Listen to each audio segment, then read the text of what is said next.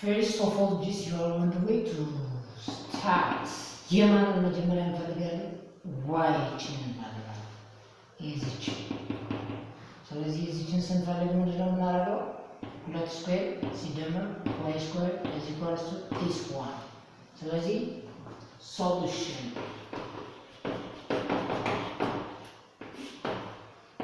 x square እና y square plus 2 square is equals to 2 root 5 the whole square። ስለዚህ መጀመሪያ የማንን እንፈልጋለን ማለት ነው? የy መጀመሪያ እንፈልጋለን የx ለመፈለግ። ስለዚህ የy x እንፈልግ ምንድነው የሚመጣ? ይሄ ደግሞ y square plus 4 ይመጣል is equals to ይሄኛው ስኩዌር ሲገባ 2 root 5 ስኩዌር ሲመጣ 4 ሲባዛ በ5 ይሆናል።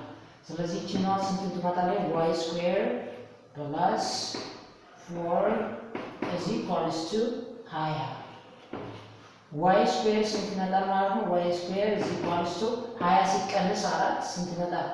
16 y ስንት ይመጣል ማለት ነው? y ስንት ይመጣል ማለት ነው?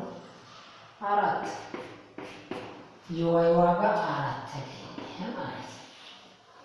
4 ከተገኘ የዚህን መፈለግ ቀላል ነው አይደል? ስለዚህ ምን እናደርጋለን? x square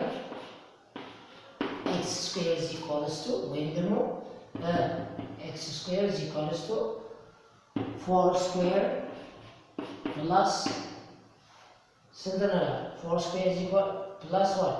ይሄኛው 8 ስኩዌር 64 x square is equals to 16 ሲደመር 64 ስንት ይመጣል? x is equals to ስንት ይመጣል? ይሄን ስንደምረው 16 እና 64 ስንት ይመጣልና 0 ስንት ይመጣል? 80 ማለት ነው። ስለዚህ 80 ወይም ደግሞ 16 ሲባዛ ማለት ነው። ይሄው ሩት 16 ሲባዛ በ5 ስንት ይመጣል ማለት ነው? እቺ ማለት ኤክስ ስንት ይመጣል ማለት ይሄ ከሩት ሲወጣ አውጡት 4 ሩት 5 ይመጣል ማለት ነው። የማን ዋጋ? የኤክስ ዋጋ ማለት ነው።